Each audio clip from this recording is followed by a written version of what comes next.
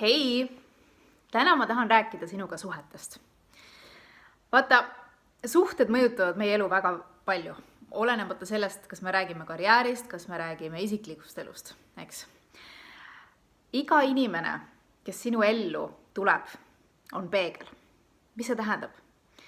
See tähendab seda, et kui sinul on suhted kuskil kellegiga korrast ära, siis see inimene peegeldab sulle sind ennast.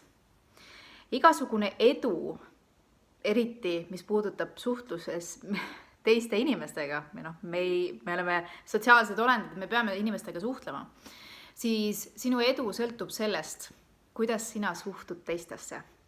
Aga see, kuidas sina suhtud teistesse, tuleb sellest, kuidas sa suhtud iseendasse. Kui sa tahad, et sinu suhted oleksid korras, oletame kodus näiteks, sul on elukaaslase peale palju asju, mida talle võib-olla ette heita, sa ei ole rahul sellega, siis vaata täpsemalt, millega sa päriselt tema juures rahul ei ole. Ja siis vaata enda sisse, kus sa iseenda suhtes selles osas kriitiline oled. Sest kriitika kui selline, kui me anname kriitikat välja, siis see tähendab seda, et see kriitika on ka meie sees. Ehk siis me ei ole ise endaga mingil põhjusel rahul ja me elame seda rahulolematust välja. Täpselt samamoodi on see, et kui sa suhtud teistesse hästi, siis see tähendab seda, et sa suhtud ka iseendasse hästi. Sa oled endaga rahul, sul on enda suhtes kõik hästi.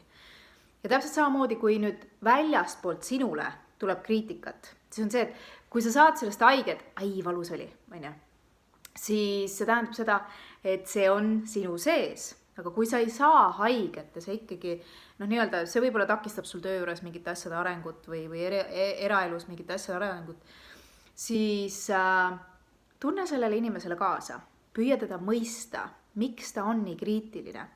Võib-olla sa saad teda kuidagi aidata.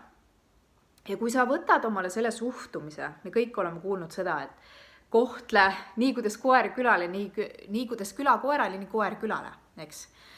Aga see kehtib meil ka, et nii kuidas sa suhtud teistesse, see tuleb sulle tagasi. Kõik väljaspool on sulle sisemine peegel.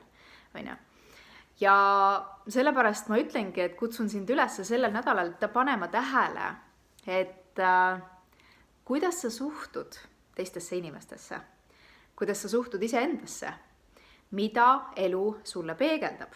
Kui sa oled rahul olematu kellegiga, tema käitumise, tema ütlemust ja millega iganes suhtes, siis vaata, mis asi see täpselt on ja kus sa seda iseendale teed. Sest see inimene peab näitama sulle ainult seda, mis on sinu enda sees, eks.